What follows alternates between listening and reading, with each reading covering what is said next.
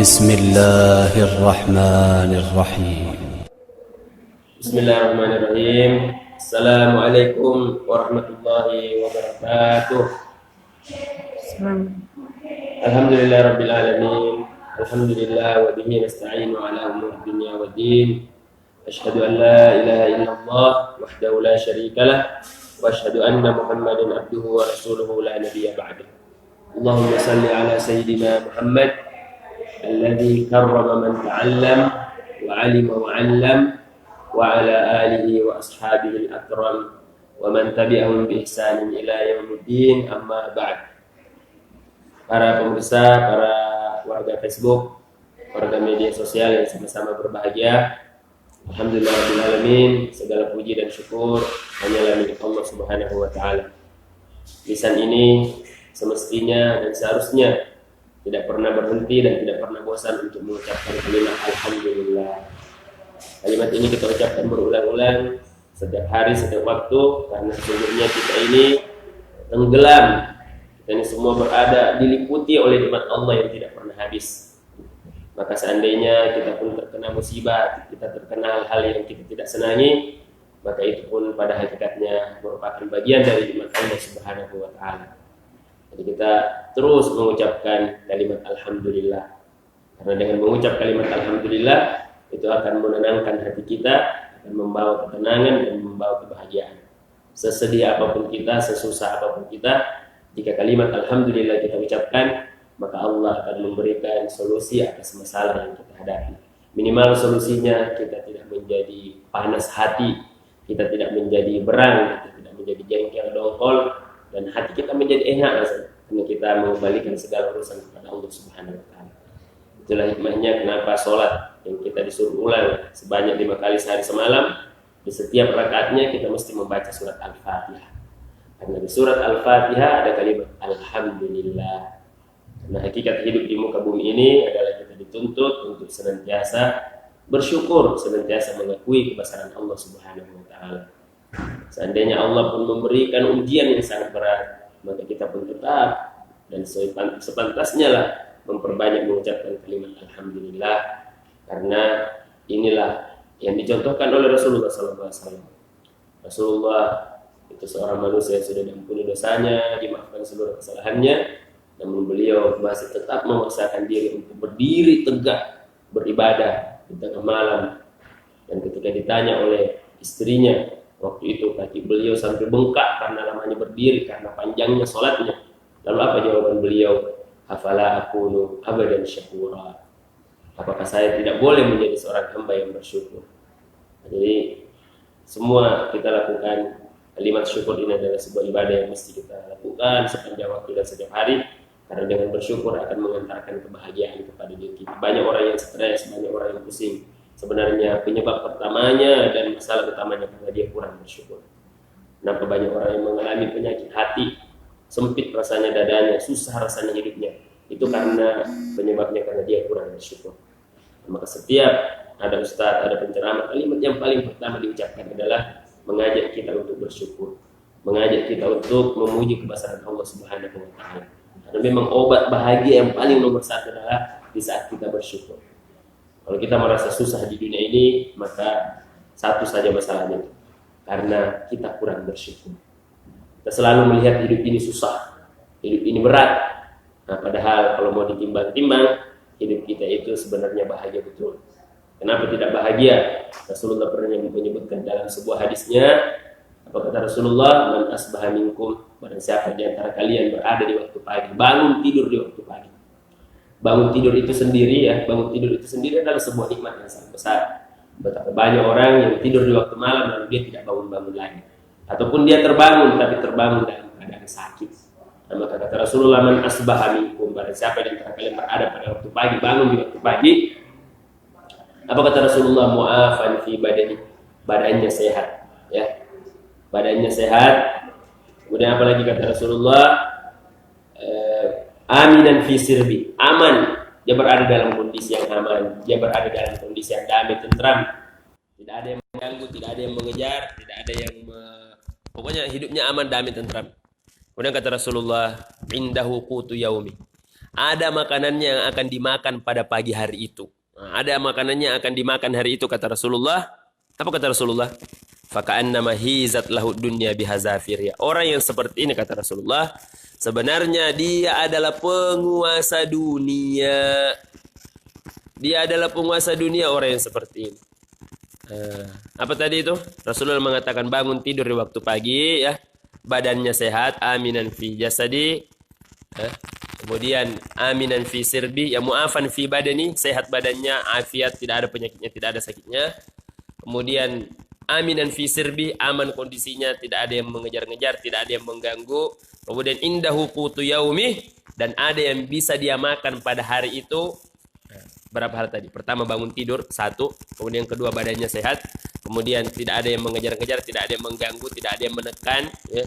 Kemudian ada yang bisa dimakan pada pagi hari itu. 4 hal ini, kata Rasulullah, sebenarnya kalian itu adalah penguasa dunia. Dan hampir semua kita itu hidupnya seperti ini. Tidak ada pun satu orang di dunia ini kecuali dia itu mendapatkan 4 hal ini. Ya, makanya kalau hilang satu ini, itulah kita menjadi orang yang serasa dunia ini menjadi sempit. Tapi kalau sudah ada 4 ini, maka hidup kita itu sebenarnya adalah kita adalah orang yang menguasai dunia ini. Meskipun kita bukan raja, tapi sebenarnya kita adalah penguasa dunia.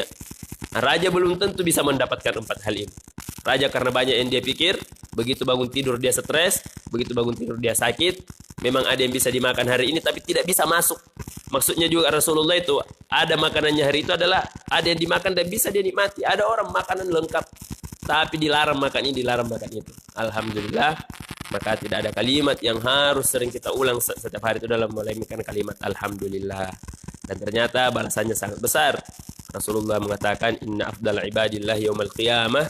Sungguhnya manusia yang paling, hamba yang paling afdal di sisi Allah di hari kiamat adalah Al-Hammadun. Orang yang paling banyak mengucapkan kalimat Alhamdulillah. Jadi sebelum saya lanjut, siapapun yang mendengarkan video ini, siapapun yang menyaksikan, mari kita ucapkan kalimat Alhamdulillah minimal 10 kali. Alhamdulillah, Alhamdulillah, Alhamdulillah, Alhamdulillah, Alhamdulillah, Alhamdulillah, Alhamdulillah, Alhamdulillah, Alhamdulillah, Alhamdulillah, Alhamdulillah, Alhamdulillah, Alhamdulillahirabbil alamin. Ya Allah, nikmat ini yang Kau berikan sangat banyak sehingga kami tidak mampu menghitungnya dan tidak bisa. Andaikan kita disuruh balas, maka tidak ada yang bisa membalas seluruh kebaikan Allah kepada kita. Makanya Allah mengajarkan kepada kita, karena saking banyak sekali nikmat dan kita ingin membalasnya tapi kita tidak bisa balas, maka Rasulullah mengajarkan kepada kita, Allah mengajarkan melalui perantaraan Rasulullah, kalau kamu ingin bersyukur maka ucapkanlah kalimat Alhamdulillah. Dan pada hari ini kajian kita adalah tentang filosofi kurban. Jadi di flyer yang sudah disebarkan itu ada iklannya, fikih dan filosofi kurban. Hari ini saya akan membahas tentang filosofinya. Kenapa sih kita disuruh berkurban? Nah, masalah fikihnya insya Allah akan dibahas oleh yang lebih paham, yang lebih mengerti, Ustazah Fasihah besok insya Allah, hari Jumat besok. Jadi hari ini kita mengkaji dulu kenapa kita disuruh berkurban oleh Allah Subhanahu Wa Taala. Nah, meskipun sebenarnya sebagai seorang hamba kita itu tidak perlu mencari-cari, kalau sudah Allah suruh, tanpa tahu alasannya, tanpa mengerti hikmahnya pun kita harus laksanakan. Jadi, tapi kenapa kita menyampaikan ini? Ya karena ini merupakan salah satu sifat manusia. Sifat manusia itu suka bertanya-tanya. Nabi Ibrahim sendiri ya, Nabi Ibrahim tujuannya bukan karena kita nggak yakin. Kita percaya betul kepada Allah, namun tentunya dengan mengetahui hikmah ini kita semakin yakin. Hati kita semakin kokoh untuk tunduk dan patuh kepada Allah Subhanahu Wa Taala. Seandainya pun hikmahnya kita tidak ketahui, maka kita harus tetap melaksanakan. Kita ini tunduk dan patuh kepada Allah, itu ibaratnya seperti ini. Ada orang mau ngasih kita duit 10 miliar. 10 miliar kalau dibelikan belikan roti ya. Nggak muat satu ruangan ini. Masjid Al-Ma'ruf itu nggak muat kalau kita belikan roti 10 miliar. Banyak sekali 10 miliar itu ya. Atau nggak usah 10 miliar, 1 miliar saja. 1 miliar, saya kasih kamu 1 miliar. Tapi saya suruh mengerjakan pekerjaan. Pekerjaannya itu apa coba? Disuruh ngangkat pasir. Dari lantai 1 ke lantai 2. Angkat ke atas. Setelah diangkat ke atas, disuruh lagi angkat ke bawah. Nah, kira-kira kita merasa berat nggak melakukan itu? Nah, kalau kita melihat ngangkat pasirnya memang berat. Tapi ketika membayangkan 1 miliarnya, 10 miliarnya, nggak ada nilainya tuh ngangkat pasir naik turun. Nah, sama lah. Allah Subhanahu Wa Taala menyuruh kita sholat setiap hari itu. Itu memang pada dasarnya berat. Dan Allah sendiri yang bilang seperti itu. Tapi kalau kita membayangkan bahwa Allah itu akan memberikan surga, Allah akan memberikan kenikmatan, Allah bukan 10 miliar yang Allah akan berikan. 10 miliar itu tidak ada nilainya di sisi Allah. Allah akan memberikan kenikmatan surga. Nah, maka kita ini disuruh sholat, disuruh ngapa-ngapain, rukuk, sujud, melakukan ini, melakukan itu. Tetap kita akan lakukan. Kenapa? Karena kita membayangkan bahwa Allah akan memberikan kenikmatan yang sangat besar. Nah, jadi kalau kita ditanya apa filosofinya? Nah, filosofi sendiri kenapa pakai bahasa filosofi? Filosofi itu berasal dari bahasa Yunani ya. Sofi itu artinya hikmah. Nah, filo artinya orang-orang yang senang. Nah, jadi kalau dikatakan filosofi, artinya orang-orang yang senang kepada hikmah. Nah, kita ini mencari hikmah, kita mencari apa sih faidahnya, apa manfaatnya, apa tujuannya, kenapa Allah menyuruh kita berkurban. Nah, ini dulu yang akan kita bahas hari ini. Semoga dengan kita mengetahui hikmahnya, kita makin bersemangat untuk melaksanakan ibadah ini. Karena ibadah kurban ini yang diuji dari kita itu adalah salah satu sifat manusia yang diuji. Salah satu sifat manusia itu Allah Subhanahu wa taala mengatakan wa kanal insanu qatura. Manusia itu sifatnya qatura. Apa itu qatura? Pelit, kikir, kedekut, bakhil, apalagi? Nah, kalau bahasa orang Makassar bilang kikir galam paku jambatan. Ini sering diulang-ulang sama Ustaz Dasad itu sering bilang kikir galam paku jambatan. Itu orang pelit luar biasa sudah kalau kayak gitu istilahnya. Saking pelit, ini sifat manusia. Dan itu Allah mengatakan manusia itu punya sifat seperti itu. Nah, dan Allah tidak ingin kita jadi seperti itu. Nah, makanya diperintahkanlah berkurban ini. Dan hikmah pertama ya kenapa kita diperintahkan berkurban adalah agar kita membersihkan jiwa kita. Kita ini akan dikembalikan kepada Allah. Nah, sudah kita tahu bahwa manusia itu kan terdiri dari beberapa unsur. Manusia ini punya nafsu. Manusia ini punya akal, punya hati. Nah, sedangkan kita ini diciptakan oleh Allah agar nafsu ini diatur dan dikontrol oleh hati. Bukan nafsu yang dibiarkan begitu saja. Enggak boleh nafsu ini dibiarkan mau-maunya. Enggak boleh. Nafsu ini harus diatur dan dikontrol berdasarkan kehendak Allah Subhanahu wa taala. Salah satu cara untuk membersihkan nafsu itu adalah melaksanakan apa yang diperintahkan oleh Allah. Salah satunya apa? Kurban ini, nafsu yang ingin dihilangkan itu tadi. Nafsu ingin menguasai seluruh harta. Ingin menjadi harta itu seolah-olah miliknya semua. Ya, kenikmatan itu seolah-olah punya dia saja.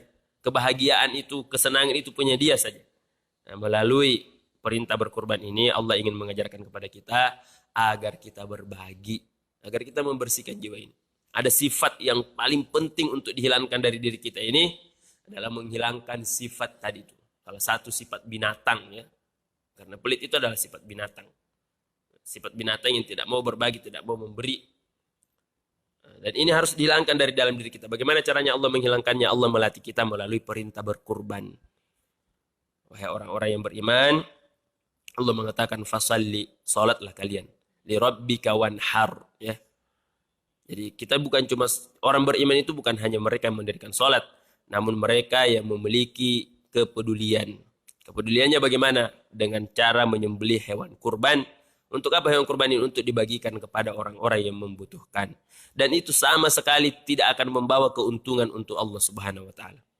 Allah tidak butuh daging itu, Allah tidak butuh tulang-tulang itu, Allah tidak butuh segala-galanya. Disebutkan dalam surat Al-Hajj, Allah Subhanahu wa taala berfirman, la yanalallaha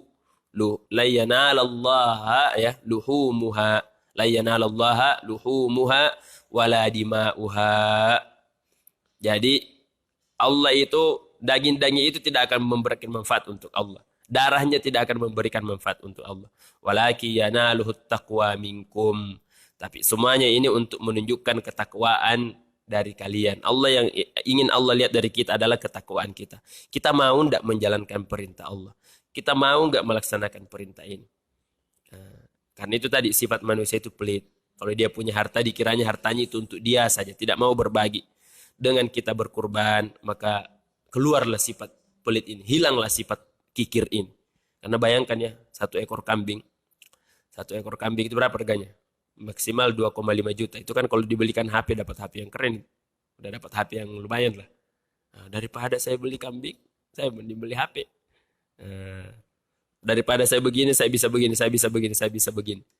Nah, namun kalau kita yakin kepada Allah, Allah menyuruh, kita punya uang yang berlebih, maka kita tentu melaksanakan perintah Allah ini. Daripada mengikuti hawa nafsu duniawi yang selalu ingin memenuhi. Karena salah satu sifat manusia itu adalah selalu mau memiliki, selalu mau memiliki. Dia sudah punya ini, ingin lagi punya yang seperti itu. Rasulullah mengatakan ya, bagi anak cucu Adam itu, kalau dia punya wadi min zahab, dia punya lembah isinya emas semua. La batagha salisahuma. Dia punya 2 lembah, punya 1 dia mengharap 2. Punya 2 dia mengharap yang ketiga. Nah, itu sifatnya manusia, ingin memiliki sebanyak-banyaknya. Nah, maka yang berlebih ini, yang punya harta, sudah punya harta, janganlah cari yang lain lagi. Coba kamu memikirkan untuk beribadah kepada Allah. Coba kamu memikirkan untuk menjalankan ketaatan kepada Allah. Jadi hikmah pertama kenapa kita disuruh berkurban, karena untuk menghilangkan sifat kita. Ini sifat ini nggak boleh dibawa mati. Ya, harus dibuangin, harus tinggal di dunia ini sifat pelit ini. Nah, kalau kita dulu mungkin pernah pelit, maka sekarang nggak boleh ada sifat itu dibawa terus. Nah, dan ini memang sifat asli manusia. Lihatlah anak bayi, anak kecil itu, anak kecil kalau dia punya makanan, jangan harap mau dikasih sama dia. Minta dong, minta ini, nggak bakalan dikasih. Nanti dia kasih itu kalau dia sudah merasa tidak enak, udah tidak enak, ambil saja buat kamu. Tapi begitu dia senang betul sama itu, jangan harap bisa dekat-dekat. Nah, itulah sifat baik itu. Dan itu sifat asli manusia memang. Ini harus kita perbaiki, kita latih agar jangan sampai tua kita kayak gitu. Sudah mau meninggal masih aja ada sifat seperti itu. Masih ada aja sifat pelit. Ini sifat ini harus dibuang jauh. Karena sifat seorang muslim itu adalah selalu berbagi. Kita disuruh sholat, kemudian kita disuruh bersedekah. Kemudian ada lagi perintah khusus untuk betul-betul membuktikan kemampuan kita berbagi. Itu dengan menyembelih hewan kurban. Ya, bayangkan ya, kita nyembelih 1 ekor sapi, dipotong sendiri, tiba-tiba uang habis begitu saja kan. Bayangkan kalau sapi berapa juta? 15 juta. 15 juta hilang. Tidak ada lagi uang saya 15 juta. Sehari aja langsung begitu dipotong udah nggak ada lagi. Itu kan kalau hitungan materi seseorang, itu rugi besar tuh. Nah, tapi bagi seorang yang beriman, jangankan 15 juta. Apalagi ada yang lebih banyak dari itu. Perintah berhaji. Haji bukan 15 juta yang keluar. Tapi bisa keluar sampai 40. Bahkan ada ratusan juta. Tapi bagi orang yang beriman, semuanya akan dikeluarkan. Kenapa? Karena kita rindu ingin bertemu dengan Rasulullah SAW. Dan Rasulullah itu sendiri, berapa dia berkurban? Rasulullah berkurban sebanyak 100 ekor unta. 100 ekor unta, banyak betul. Ya banyak sekali. Kalau 100 ekor unta itu berapa? 1 ekor unta saja kalau harga 20 juta atau 30 juta, kalilah 100. Berapa jadinya? Nah, jadi yang menceritakan itu Sayyidina Ali. Sayyidina Ali mengatakan, Rasulullah menyembelih sendiri untanya sebanyak 63 ekor. Setelah 63 ekor, yang ke-63 itu, pisaunya diserahkan kepada saya. Lalu saya disuruh melanjutkan sampai selesai 100. Jadi kita kan katanya ingin berkumpul bersama Rasulullah di surga. Tapi kita nggak ada meniru sedikit pun apa yang dilakukan oleh Rasulullah. Kalaulah kita nggak bisa 100, ya minimal tahun ini mulailah dengan mulai dari paling terkecil dulu. Apa paling terkecil? Paling terkecil dari berkurban itu adalah punya kemauan dulu, punya niat dulu, dan merasa bahwa saya juga bisa melakukan ibadah ini. Jangan setiap tahun merasa, aduh saya ini tidak ada uang, saya ini harus ada keinginan dulu, harus ada niat dulu. Nah, makanya alhamdulillah ya, alhamdulillah. Ini ada kebiasaan yang baik. Bagaimana kebiasaan yang baik itu? Nah, kebiasaan yang baik itu kita sering, ayo patungan kumpul uang. Nah, setelah itu dari uang terkumpul dibelikan 1 ekor kambing. Nah, meskipun nanti ini besok insya Allah dibahas oleh Ustaz Fasihah, bagaimana hukumnya seperti itu patungan kambing. Karena yang boleh patungan itu ya, yang akan dianggap berkurban dengan cara patungan itu sapi. Adapun kambing tidak boleh. Terus bagaimana ada orang mengumpulkan duit tapi hanya dibelikan kambing? Nah, nanti besok minta jawabannya sama Ustaz Fasihah besok dalam kajian tentang fikih kurban. Nah, saya hari ini hanya membahas tentang bagaimana kita punya semangat untuk berkurban, agar punya keinginan untuk berkurban. Jadi yang pertama adalah paling rendah untuk berkurban itu punya niat dulu, punya keinginan dulu. Nah, setelah itu mulailah dengan usaha apa? Dengan usaha menabung. Kita mulai tunjukkan, ya Allah saya juga mau berkurban, menabunglah. Untuk apa? Agar kita ini dicatat oleh Allah termasuk orang-orang yang menjalankan perintahnya. Mulai menabung, ini masih ada kurang lebih berapa hari lagi nih? Tanggal berapa sekarang? Tanggal 10 Zulqa'dah hari ini. Ya berarti tinggal sebulan lagi. Nah, 10 Zulqa'dah, 20 hari bulan Zulqa'dah tambah 10 hari bulan Zulhijjah. Tinggal sebulan lagi waktunya.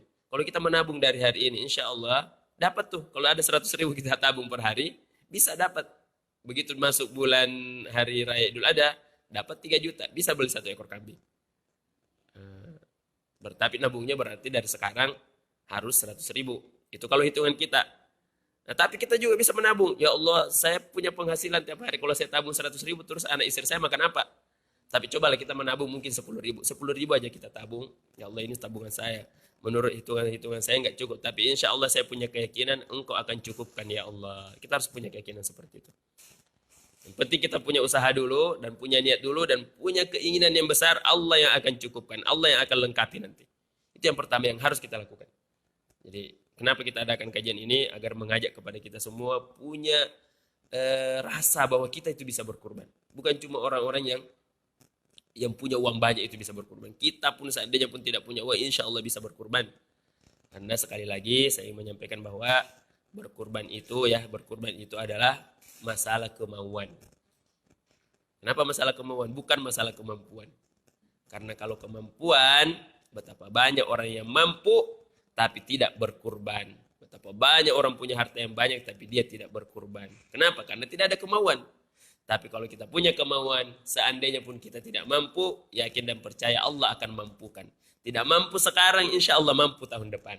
Asalkan punya niat ini dulu. Punya niat, punya kemauan. Dan punya tentunya usaha. Usaha itu ya kita bisa niatkan dari sekarang.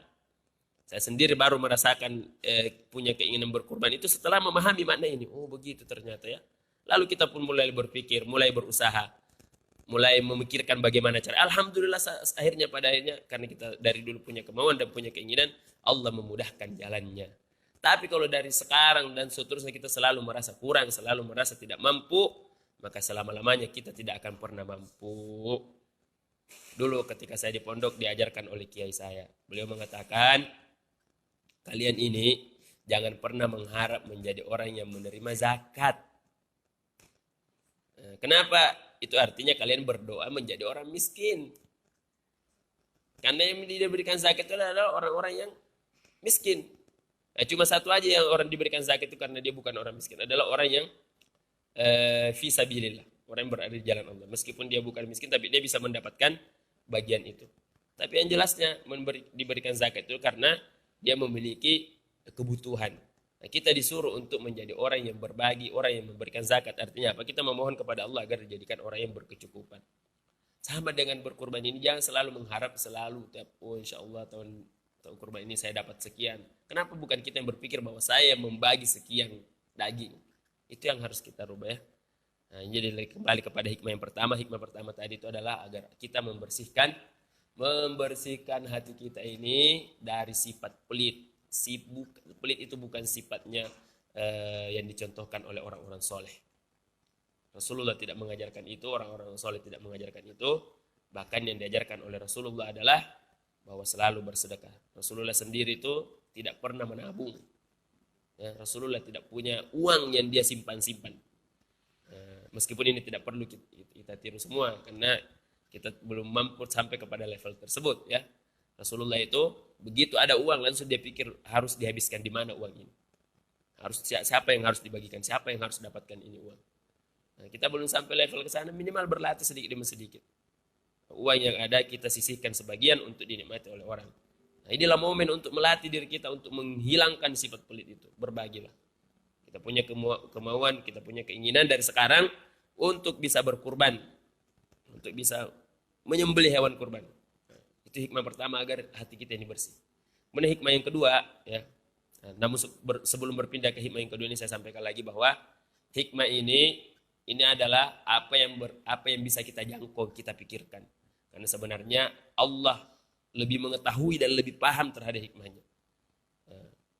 Hikmah yang paling inti adalah sebenarnya bahwa kita ini disuruh tunduk dan patuh kepada Allah. Disuruh tunduk, disuruh beribadah kepada Allah. Adapun hikmah yang kita sampaikan nanti ini hanyalah sebagai penguat dari hikmah inti tadi itu. Hikmah intinya tadi adalah agar kita tunduk dan patuh kepada Allah. Namun kita bisa mengurai hikmah-hikmah lain agar kita bisa semakin bersemangat menjalankan perintah ini. Hikmah yang pertama tadi yang saya sampaikan adalah agar kita menghilangkan menghilangkan sifat pelit. Kemudian hikmah yang kedua, agar kita mengingat kejadian yang dialami oleh salah seorang hamba Allah. Bukan salah seorang, satu keluarga yang sangat dicintai oleh Allah. Keluarganya siapa? Keluarganya Nabi Ibrahim alaihissalam. Karena perintah berkurban ini itu diajarkan pertama kali oleh baginda Sayyidina Ibrahim alaihissalam dan keluarganya. Allah ingin mengingatkan kita setiap tahun kepada keluarga ini. Kenapa? Karena hampir seluruh manusia yang hidup di muka bumi ini itu pasti punya keluarga. Dan salah satu sumber kebahagiaan adalah kalau keluarga kita menjadi keluarga yang baik. Dan salah satu sumber sengsara kalau keluarga kita menjadi keluarga yang kacau. Nah, dengan berkurban kita akan teringat dengan betapa bahagianya keluarga Nabi Ibrahim alaihissalam. Betapa tenangnya keluarga ini. Keluarga seperti inilah yang kita harapkan. Setiap tahun, setiap kita sholat idul adha, dan setelah itu kita berkurban, pasti akan selalu diceritakan kisah Nabi Ibrahim alaihissalam dan anaknya. Betapa keluarga ini menjadi keluarga yang menjadi contoh sepanjang hidup. Nah, bahkan keluar dari Nabi Ibrahim inilah nanti akhirnya lahir Nabi Muhammad sallallahu alaihi wasallam. Nah, jadi dengan peristiwa kurban ini kita diajar untuk meneladani Nabi Ibrahim alaihissalam. Seorang nabi, seorang manusia yang betul-betul menunjukkan ketundukan dan ketaatannya kepada Allah. Betapa dia tidak tunduk, bagaimana dia dikatakan tidak sangat-sangat tunduk. Karena begini, Nabi Ibrahim itu perintahnya tidak tanggung-tanggung, nggak main-main. Apa perintahnya? Disuruh menyembelih anaknya. Ya Allah. Ini kalau kita bagi yang belum punya anak ini, belum terasa itu bagaimana beratnya ini perintah. Ya, mungkin kita mengatakan, apa sih susahnya? Apalagi kalau anak nakal sembelih aja sekali. Oh, seorang orang tua senakal-nakalnya anaknya nggak bakalan mau dia sembelih itu anak. Nggak bakalan mau dia membunuh anaknya. Kalau anak membunuh orang tua banyak. Ada banyak kejadian. Tapi kalau seorang orang tua tidak akan rela dan tidak akan tega dia melihat anaknya dibunuh. Apalagi disuruh sembelih pakai tangannya sendiri. Dengan pisau yang dia asah sendiri. Itu anak, kalau orang sudah punya anak. Itu anaknya lecet sedikit. Oh, itu hatinya terasa teriris-iris. Sakit itu ya, anak itu sudah merasa tidak. Oh, apalagi disuruh sembelih. Nah, namun inilah ya kita belajar kepada Nabi Ibrahim. Nabi Ibrahim itu saking tunduknya, saking patuhnya kepada Allah. Anaknya disuruh sembelih, dia sembelih. Dia asah itu pedang sampai sangat tajam. Ini menunjukkan ketundukan yang luar biasa. Nah, sekarang Allah ingin menguji kita. Yaudah, nggak usah kamu sembelih anakmu, potonglah kambing, potonglah sapi. Ternyata masih ada di antara kita yang punya kemampuan, punya harta berlebih tapi nggak mau melakukan perintah itu. Ini artinya apa? Ini artinya kita bukan orang yang taat, kita bukan orang yang tunduk kepada Allah Subhanahu wa taala. Maka dari peristiwa kurban ini Allah ingin mengajarkan kita belajarlah kepada keluarga Nabi Ibrahim. Keluarga yang sangat diceritakan berulang-ulang dalam Al-Quran. Bahkan diwajibkan sebuah perintah ya. Bukan cuma kurban, ada perintah haji yang sangat luar biasa itu. Itu tujuannya apa sebenarnya? Agar kita belajar dari keluarga Nabi Ibrahim. Itu kan ada peristiwa sa'i ya. Sa'i itu. Sa'i. Itu sa'i dari kata sa'a. Sa'a artinya bekerja keras. Nah, jadi sa'i itu antara Safa dan Marwah. Karena Ibunda Hajar itu bekerja berusaha keras berjalan dari Safa menuju Marwah. Jarak antara Safa dan Marwah itu kurang lebih 7-8 kilo. Bayangkan. Bukan. Kalau kita melangkah dari Safa dan Marwah itu semuanya sampai selesai, maka kita sama berjalan kurang lebih 8 kilo. 7 kali. Berarti berapa jaraknya itu antara Safa dan Marwah? Dan jangan bayangkan Safa dan Marwah hari ini tuh sama dengan Safa Marwah di zamannya Hajar. Hari ini kan pakai keramik, full AC, kiri kanan ada AC, ada kipas angin. Kalau udah capek bisa singgah minum air zam-zam yang ada di pinggir-pinggirnya. Safa dan Marwah di zamannya Ibunda Hajar bukan seperti itu. Itu bukit.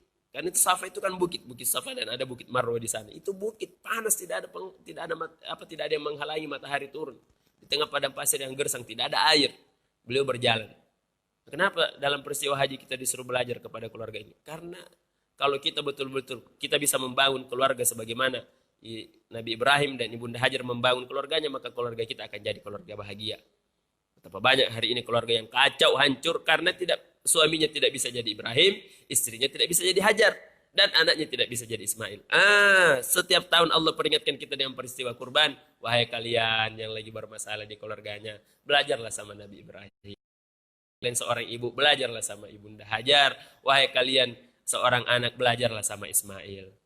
Karena kan semua kita, tadi pertama diri kita ini sudah bagus, bahagia alhamdulillah. Tapi ternyata keluarga kita kacau, maka kurang kebahagiaannya. Maka Allah ingatkan, kamu sudah perbaiki dirimu, sudah bersih dirimu, sekarang perbaiki keluargamu. Nah, itu kurban diulang-ulang tiap tahun, agar kita teringat nih sama Nabi Ibrahim. Dulu waktu, kenapa saya cerita tentang Said tadi, itu luar biasa. Dulu waktu kami umroh, tuh melakukan perjalanan, itu sepanjang antara Safa dan Marwah itu luar biasa kita. Saya sengaja sendiri kalau lagi ini, tidak mau banyak diganggu sama orang, biar lebih bisa merenungi itu. Tunduk saya sepanjang jalan, merenungi kisahnya Nabi Ibrahim. Ya Allah, jauh betul saya ini dari bisa menjadi seorang ayah sebagaimana Ibrahim. Nah, sambil berdoa di sana sepanjang perjalanan itu, kiri kanan bolak-balik 7 kali itu merenungi betul-betul itu kisah luar biasa. Dan itu enggak terasa air mata, banjir itu. Bahagia betul rasanya hati itu, plong betul waktu itu. Karena kita membayangkan nih keluarga ini. Nah, kita yang tidak sempat datang ke sana, tidak sempat datang sa'i, yang merasakan bagaimana beribadah itu, minimal ketika kita menyembelih itu, bayangkanlah dulu bagaimana ketika Nabi Ibrahim sudah memegang golok, ya, itu yang sudah diasah setajam-tajamnya, lalu diletakkan di leher anaknya, lalu bayangkan bagaimana dialog antara dua Nabi ini, dialog antara Nabi Ismail dan Nabi Ibrahim. Oh ya Allah, maka di situ kita akan merasakan ruh yang sangat luar biasa, keimanan yang sangat tinggi. Nah, makanya bagi orang yang berkurban itu disuruh menyembelih sendiri. Jangan diwakilkan sama orang lain. Sembelih sendiri. Dan ini bukan sesuatu yang susah. Latihan aja. Insya Allah dengan kita berlatih. Latih pakai apa dulu? Pakai batang pisang kayaknya. Nah, setelah itu langsung dengan yang asli. Ada cara-caranya, bisa dilihat di YouTube teknik menyembelih yang benar. Nah, kalau di Samarinda ada namanya Juleha. Juleha, juru sembelih halal. Nah, bisa ikut nanti gabung di grupnya itu, cari di Google. Juleha Samarinda. Bisa dilihat di situ gimana sih cara menyembelih yang benar. Karena semua kita kalau mau berkurban berusaha untuk menyembelih sendiri. Karena itu beda ketika kita mewakilkan kepada orang lain dan kita yang melakukannya sendiri. Karena ada nilai-nilai yang kita bisa rasakan. Nah, kalau kita di sini kan menyembelih, kalau orang di sana itu melontar jumrah.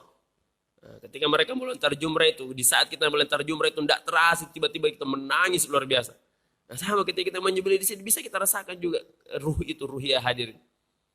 Jadi hikmah yang kedua ya, kenapa kita disuruh berkurban? Agar kita belajar kepada keluarga Nabi Ibrahim alaihissalam. Wahai yang keluarganya lagi bermasalah, bacalah kembali kisahnya Nabi Ibrahim. Bagaimana sih Nabi Ibrahim kok bisa seperti itu? Keturunannya menjadi nabi. Ya, nabi-nabi yang dari keturunan Nabi Ibrahim itu adalah Nabi Muhammad SAW. Dari Nabi Ibrahim lahir Nabi Ishak. Nah, Ishak nabi-nabi semua itu nanti keturunannya. Dari Ishak lahir Nabi Yakub. Dari Yakub ini lahir Nabi Yusuf terus sampai ke bawah. Makanya Nabi Ibrahim disebut sebagai Abul Anbiya. Kita ini tentunya hidup di dunia ingin anak keturunan kita menjadi soleh dan soleha semua. Maka belajarlah kepada Nabi Ibrahim. Bagaimana caranya Allah mengingatkan? Allah mengingatkan melalui peristiwa kurban. Jadi peristiwa kurban agar kita teringat terus dengan Nabi Ibrahim. Meskipun sebenarnya kita sudah diingatkan tiap hari dengan Nabi Ibrahim. Kalau kita sholat itu kita menyebutkan 2 nama Nabi. Di akhir sebelum kita menutup sholat kita diingatkan dengan 2 Nabi ini. Siapa itu? Nabi Muhammad SAW dengan Nabi Ibrahim. Allahumma salli ala Sayyidina Muhammad wa ala ali Sayyidina Muhammad. Kama sallaita ala Sayyidina Ibrahim wa ala ali Sayyidina Ibrahim. 2 Nabi ini yang disebutkan. Nabi Ibrahim adalah bapaknya Rasulullah, kakeknya Rasulullah. Dan Rasulullah adalah cucunya Nabi Ibrahim AS. Agar apa? Agar kita ini memperbaiki diri, kemudian memperbaiki keluarga. Jadi itu hikmah yang kedua. Dengan berkurban ini Allah ingin mengingatkan kita untuk teringat dengan keluarga Nabi Ibrahim alaihissalam. Agar setelah kita perbaiki diri kita, maka perbaikilah keluargamu. Karena dengan keluarga yang baik akan lahir masyarakat yang baik. Kita ingin mengharapkan masyarakat yang baik. Ternyata banyak keluarga yang rusak, maka yang terjadi adalah masyarakat yang rusak. Kenapa banyak anak jalanan? Kenapa banyak anak terlantar? Kenapa banyak? Itu karena lahir dari keluarga yang tidak benar. Kalau keluarganya adalah keluarga yang baik, maka otomatis tidak akan lahir tuh anak-anak nakal. Tidak akan lahir tuh anak-anak yang menjadi pencuri. Tidak akan lahir tuh anak-anak yang suka merusak ketenangan masyarakat. Tidak akan ada tuh anak-anak yang suka balap liar. Kalau memang ini keluarganya berasal dari keluarga yang Ibrahimi. Keluarga Nabi Ibrahim alaihissalam. Jadi kekacauan terjadi itu, kalau 2 ini sudah bagus, jiwa seseorang menjadi bagus, lalu dipertemukan antara laki-laki dan perempuan yang sama-sama bagus, maka akan terciptalah keluarga yang bagus. Keluarga yang bagus yang banyak ini maka akan melahirkan masyarakat yang bagus. Kenapa sebuah negara rusak? Karena awalnya dari dua hal ini. Individunya rusak, kemudian keluarganya rusak, maka masyarakat otomatis, kalau masyarakatnya rusak, maka otomatis akan melahirkan pemerintah yang rusak. Kenapa? Karena kan pemerintah itu dari masyarakat. Dari mana pemerintah ini? Ya dari keluarga. Dari mana keluarga? Dari individu. Maka tiap tahun Allah mengingatkan dengan berkurban agar perbaiki individumu, perbaiki, hilangkan pelitmu, hilangkan penyakit hatimu, perbaiki keluargamu, maka akan lahir masyarakatmu yang baik, maka akan lahir keluarga yang baik, maka akan lahir pemerintah yang baik. Itu yang kedua. Kemudian selanjutnya kenapa kita disuruh berkurban adalah sebagai bentuk syukur. Terakhir ya. Sebagai bentuk syukur kita kepada Allah. Jadi minimal 3 ya. 3 hikmah yang bisa kita ingat karena kita ini adalah bersyukur. Ini penutup ini adalah yang menguatkan mukadimah saya tadi. Tadi ketika mukadimah saya berulang-ulang menyampaikan kenapa kita harus bersyukur, kenapa kita harus mengucapkan alhamdulillah, kenapa kita harus mengucapkan ini dan sebagainya. Karena ternyata salah satu inti hikmah dari kurban itu adalah kita bersyukur kepada Allah Subhanahu wa taala. Kita ingin menunjukkan bahwa ya Allah, saya ini adalah hamba yang tahu berterima kasih. Di saat Engkau memerintahkan melakukan ini, saya lakukan ya Allah. Padahal ya, kalau kita mau renungkan, itu nikmat, itu uang untuk beli kambing dari mana? Siapa yang ngasih? Itu yang ngasih Allah. Yang ngasih Allah. Harta semuanya itu adalah pemberian Allah. Semuanya adalah pemberian Allah. Kalaupun kita berusaha, maka itu adalah bagian dari kita menjalankan takdir kita. Tapi semuanya adalah pemberian dari Allah Subhanahu wa taala. Allah yang memberi, kemudian Allah meminta, dan Allah meminta sedikit saja. Berapa yang Allah minta? Bayangkan, kalau kita punya harta 10 juta, untuk beli kambing kan berkurban ini cuma sekali setahun. Cuma sekali setahun, Allah meminta sebagian. Coba bayangkan ya, hitung nikmat itu dalam setahun yang kita dapatkan. Berapa nikmat yang kita dapatkan dalam setahun? Anggaplah kita hitung gaji kita. Dalam setahun berapa kita dapat gaji? Nah, kemudian di akhir tahun ini kan bulan Zulhijjah itu, nanti kan bulan Zulhijjah itu adalah akhir tahun dalam bulan Hijriah, bulan 12. Bulan 12 itu Allah meminta kita untuk menyembelih kurban. Kenapa? Karena Allah mau ingatkan kita, setahun ini saya udah ngasih banyak banget sama kamu. Nah, coba mana tanda syukurmu? Nah, dan sekali lagi ingat, di saat kita berkorban itu bukan untuk Allah Subhanahu wa taala, maksudnya keuntungannya bukan Allah. Allah sama sekali tidak akan mendapatkan manfaat. Saya akan menutup kajian ini dengan mengingatkan dengan hadis Rasulullah SAW, bahwasanya Rasulullah pernah bersabda ya, ini hadis kudusi, Rasulullah yang menyampaikan apa kata Allah, lau anna insakum wa jinnakum, andaikan seluruh bangsa jin dan seluruh bangsa manusia, ala atqa qalbi rajulin wahid, itu menjadi bertakwa semua, ketakwaannya itu sama semua, tinggi semua. Nah, sebaliknya juga begitu, andaikan kita semua, dan Allah tidak akan bertambah kerajaannya kalau kita taat, dan tidak akan berkurang kalau kita maksiat. Apa yang diinginkan oleh Allah? Allah cuma ingin melihat sejauh mana kita taat, dan sejauh mana sesungguhnya hidup kita itu ada. Dan untuk mendapatkan kebahagiaan di akhirat dan ketenangan di akhirat, kita mesti taat dan tunduk serta patuh kepada Allah Subhanahu wa taala. Mungkin ini yang bisa saya sampaikan. Sekali lagi saya ingatkan, siapapun yang mendengarkan kajian ini, mulai dari sekarang niatkanlah. Berniat dalam hati bahwa saya akan berkurban. Ada atau tidak ada uangnya, menurut hitungan-hitungan kita tidak mampu, niatkan dulu. Niatkan dalam hati kita, ya Allah saya mau berkurban. Kalau bisa tahun ini Allah cukupkan uang saya. Nah, tapi setelah berniat mesti ada usahanya. Bagaimana usahanya? Ambil celengan di rumah, ya. Celengan di rumah itu isi tiap hari. Ya Allah, ini usaha saya.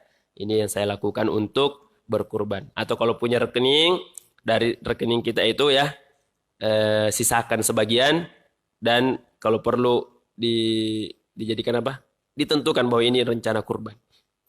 Sama sebelum saya tunjukin, ini haji juga seperti itu. Kita merasa tidak mampu haji, jangan mengatakan jangan mengatakan bahwa kita ini tidak mampu haji. Insya Allah Allah bisa menghajikan kita. Sama kayak tadi, kalau kita punya kemauan, Allah akan membawa kita pergi haji.